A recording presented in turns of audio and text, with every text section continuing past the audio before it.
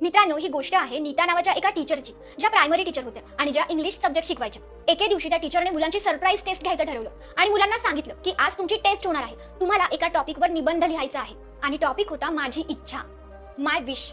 सगळ्या मुलांनी निबंध लिहायला सुरुवात केली. प्रत्येकाने त्याच्यानुसार त्याची जी इच्छा असेल ती त्या निबंधात लिहिली. पेपर जमा केले. शाळा सुटली. त्या टीचर घरी आल्यानंतर त्यांनी ते पेपर्स चेक करायला सुरुवात केली आणि त्या टीचरचे जे पती होते ते त्यांच्याच बाजूला बसून मोबाईलमध्ये काहीतरी करत होते. ते बघत होते की त्यांची वाईफ काहीतरी पेपर वगैरे चेक करत बसली आहे. त्या घरातले जे आजोबा होते ते सुद्धा मोबाईल पकडून बसले होते. आजी सुद्धा काहीतरी मोबाईलमध्ये बघत बसल्या होत्या. असं काहीतरी सुरू होतं आणि या टीचर पेपर चेक करत होत्या. पेपर चेक करत असताना अचानक एक पेपर चेक करता त्यांच्या डोळ्यात अश्रू यायला लागले. त्या चक्क रडायला लागल्या. त्यांच्या हसबंडचं अचानक लक्ष गेलं. त्यांनी विचारलं की काय झालं नीता, तू रडते कायस? त्या मॅडम म्हणाल्या की यात उत्तरच काहीतरी असं लिहिलंय, मी आज माझ्या मुलांना माय विश, माझी इच्छा यावर निबंध लिहायला लावला होता आणि बघा ना या मुलाने काय लिहिलंय. त्या मुलाने असं लिहिलंय की ते वाचून माझे अश्रू थांबत नाहीये. तो त्या म्हणाल्या की त्या मुलाने निबंधात असं लिहिलंय की माझी ही इच्छा आहे की मोबाईल निघून जावा, मोबाईल माझ्या घरातून निघून जावा कायमचा. मी जेव्हाही शाळेतून घरी जातो माझे आजोबा मोबाईल बघत असतात. ते माझ्याशी गप्पा मारत नाही.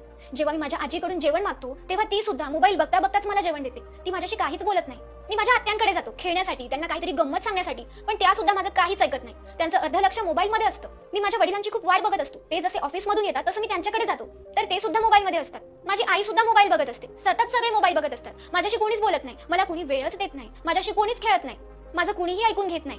आणि खाली त्या मुलाने असं लिहिलं होतं की मला एक जादू यायला हवी. माझी अशी इच्छा आहे की मला एक जादू यायला हवी जेणेकरून मी तो मोबाईल गायब करून देईल आमच्या घरातून. आणि जर तशी जादू येत नसेल तर मला मोबाईल होता यावं अशी तरी मला जादू यायला हवी. मी मोबाईल बनून जाईल जो सतत माझ्या आजीला हवा असतो, जो सतत माझ्या बाबांच्या हातात असतो. मला तो मोबाईल बनायचाय ज्यामध्ये सतत माझी आत्या काही ना काही बघत असते. मला तो मोबाईल बनायचाय जो माझे वडील घरी आल्या सगळ्यात आधी हातात घेतात. माझ्या आधी सुद्धा मोबाईलला बघत असतात. मला तो मोबाईल बनायचाय ज्याकडे माझी आई माझ्यापेक्षाही जास्त लक्ष देते. हीच माझी इच्छा आहे. आणि हे वाचता त्या टीचर अजून जोरात रडायला लागल्या. त्या टीचरचे हसबंड म्हणाले की कसा मुलगा आहे ना, त्याच्या घरात त्याला वेळच देत नाही, त्यांनी त्याला वेळ द्यायला हवा. ते म्हणाले की काय नाव काय आहे त्या मुलाचं?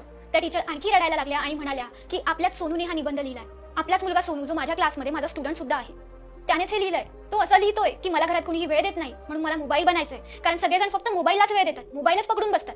मित्रांनो, ही गोष्ट फक्त त्यांचीच नाहीये. ही गोष्ट कुठेतरी आता आपल्या सगळ्यांची बनून गेली आहे. आपण प्रत्येक वेळी मोबाईल बघत असतो. आधी तरी मोबाईल बघण्याची एक स्पेसिफिक वेळ असायची, पण आता तसं काहीच उरलं नाहीये. आपण केव्हाही प्रत्येक क्षणी काही करताना मोबाईल बघत असतो. आपल्याला मोबाईल हवा असतो. हा मोबाईल आला होता कारण आपण आपल्या लोकांशी कनेक्ट होऊ शकू, पण मोबाईलमुळे कुठेतरी आपण आपल्याच जवळच्या लोकांशी डिस्कनेक्ट होत चाललोय. घरातल्याच लोकांना आज एकमेकांशी बोलायला वेळ नसतो. प्रत्येक जण बसलेला असतो, जवळ असतात, पण प्रत्येक जण मोबाईल बघत असतो. कधी कधी आपली आई आपल्याला काहीतरी सांगत असते आणि आपण मोबाईलमध्ये बघता करत असतो, किंवा आपण कुणातरी काहीतरी सांगत असतो पण त्याचं अर्ध लक्ष मोबाईलमध्ये असतं. याला काय अर्थ आहे? बघा, आपल्या कुटुंबासाठी वेळ काढा, आपल्या जवळच्या लोकांसाठी वेळ काढा. मोबाईलमध्ये इतकेही गुंतून जाऊ नका की तुम्ही तुमच्या फॅमिलीलाच विसरून जा. तुमच्या कुटुंबाला वेळ द्या, कारण जगासाठी आपण फक्त एक व्यक्ती असतो, पण कुटुंबासाठी आपण सगळं काही असतो.